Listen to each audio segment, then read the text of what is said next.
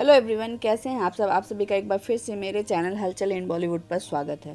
Prostitution जैसे शब्द सुनकर या तो गंदा धंधा का ख्याल आता है या लाचारगी का, लेकिन इस धंधे में भी हिम्मत, गौरव और बदलाव जैसे शब्द हो सकते हैं, ये सोचना भी मुश्किल है। और अगर ऐसा सोचना मुश्किल है तो ऐसी किसी छवि की कल्पना करना और भी मुश्किल है जिसने ये सारे शब्द इस वैश्यावृत्ति में रहकर सार्थक बनाए हों।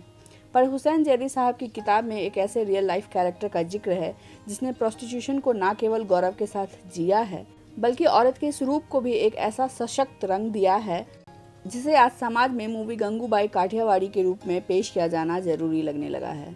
गंगूबाई की कहानी अलग नहीं है, ऐसा कई लड़कियों के साथ हो जाता है आज भी, पर उन्होंने इसे अलग बनाया।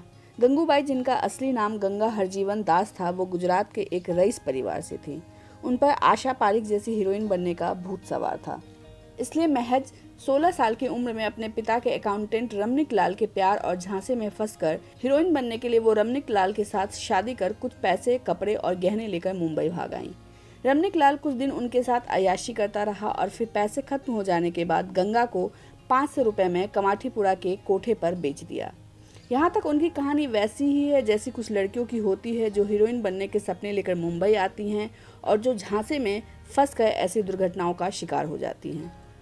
पर वो लड़कियां फिर हार मान जाती हैं और कहीं उनकी जिंदगी दफन हो जाती है। पर गंगा की कहानी यहाँ से एक धमाकेदार बदलाव लाती है। कुछ ही साल हुए थे भारत को उस वक्त आज़ाद हुए और मुंबई शहर, जो उस वक्त बम्बई था, डॉन का अड्डा हुआ करता था। बम्बई का हीरा मंडी एरिया वैश्यावृत्ति के लिए प्रसिद्ध था और एक बार इस धंधे में आ जाने के बाद या फंस जाने के बाद यहाँ से निकलना मुश्किल ही नहीं, नामुमकिन था। गंगा, जो अब गंगूबाई थी, उसने भी इस धंधे को पूरी तरह अपना लिया और बड़े ग्राहकों से मोटी कमाई करने लगी। लेकिन उसकी जिंदगी में भी वो पल आया जब उसे डॉन करीम लाला के एक आदमी के हाथों हिंसा, गाली और जबरदस्ती का शिकार होना पड़ा। वो ना तो पैसा देता और डॉन का आदमी होने के कारण कोई उसके खिलाफ भी नहीं जाता। गंगूबाई की हालत उसने एक बार इतनी बुरी कर दी थी कि उसे अस्पताल में भर्ती होना पड़ा। गंगूबाई अब इस जुल्म को सहने को तैयार नहीं थी, इसलिए उन्होंने करीम लाला से मिलने का फैसला किया।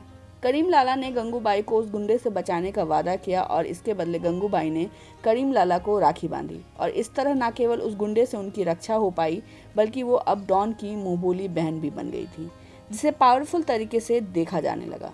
गंगूबाई यहीं नहीं रुकी, बल्कि उन्होंने अपनी मजबूत सोच की छाप छोड़नी शुरू कर दी और जहां उनका मानना था कि इस धंधे में भी औरत पहले है, पैसा या बिजनेस बाद में, और किसी को ये हक नहीं कि प्रोस्टिट्यूट होने के कारण उन्हें गाली दे या उनके साथ हिंसा करे। उनकी यह सोच दूसरी सेक्स वर्कर्स को बल देने लगा और इसका परिणाम ये हुआ कि गंगूबाई जल्द ही लोकल घरवाली इलेक्शन में जीतकर यंग एज में ही पूरे कोठे की मैडम बन गई। अब उनके पास पावर था, पैसा था और प्रीमियम ग्राहक थे। वो इकलौती मैडम थी कमाठीपुरा की जिसके पास ब्लैक कलर की बेंटले कार थी और जो सोने की रिम की ग्लासेस पहनती थी। गंगूबाई के पास अब पावर था जिसका उसने सही इस्तेमाल करना शुरू किया। वो प्रोस्टिट्यूशन में फंसी औरतों के लिए काम करने लगी। उनकी हालात सुधारने के लिए, उनके सशक्तिकरण के हक के लिए उन्होंने काम किया। उसके अलावा उन्होंने कई अनाथों के लिए भी काम किया। उनके इस प्रयास से इस कम्युनिटी को एक अलग नज़र से देखा जाने लगा। वो जबरदस्ती किसी को इस धंधे में आने के लिए मजबूर नहीं करती। उनका प्रभाव इतना अच्छा था कि हर वैश्या के कमरे में उस वक्त उनकी एक तस्वीर लगी होती थी। एक बार एक स्कूल के लिए इस रेड लाइट एरिया को हटाए जाने की कोशिश भी की गई थी, पर गंगूबाई ने कहा कि यह एरिया पहले से बसा है और स्कूल बनाने वाले को यह सोचना चाहिए था कि स्कूल इसके आसपास ना बने। अब स्कूल के लिए इतने लोगों को भुखमरी में तो नहीं ढकेला जा सकता है। वो कहती थी कि मुंबई में लड़कियां इसलिए सेफ है क्योंकि यहाँ ऐसे ठरकी लोगों को सेक्स वर्कर्स संभाल लेती हैं। गंगूबाई कभी इस दलदल से निकलने की कोशिश नहीं की, बल्कि उन्होंने इस दलदल को बदलना शुरू किया।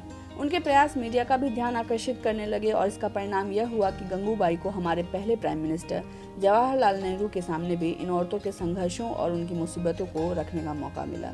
गंगूबाई का जिक्र भले ही media mafia queens of Mumbai में एक लेडी डॉन की तरह करती हो, पर वो औरतों के सशक्तिकरण का एक मिसाल थी जिसका बस धंधा अलग था। इस पर संजय लीला भंसाली मूवी बना रहे हैं जिसमें आलिया भट्ट गंगूबाई का किरदार निभा रही हैं और वो टीजर में जबरदस्त लग भी रही हैं। करीम लाला के किरदार में अजय देवगन नजर आएंगे जो दिलचस्प होगा। यह मूवी 30 जुलाई 2021 को रिलीज होगी। स्पेशल कैमियो में आपको इमरान हाशमी और हुमा कुरैशी भी नजर आएंगे। उम्मीद है कि फिल्म टीजर की तरह ही दिलचस्प होगी। आज के लिए बस इतना ही। अगर आपको ये वीडियो पसंद आता है प्लीज इसे लाइक और शेयर करें। हमारे चैनल को सब्सक्राइब करना ना भूलें और घर से बाहर जब भी निकलें मास्क ज़रूर पहनें।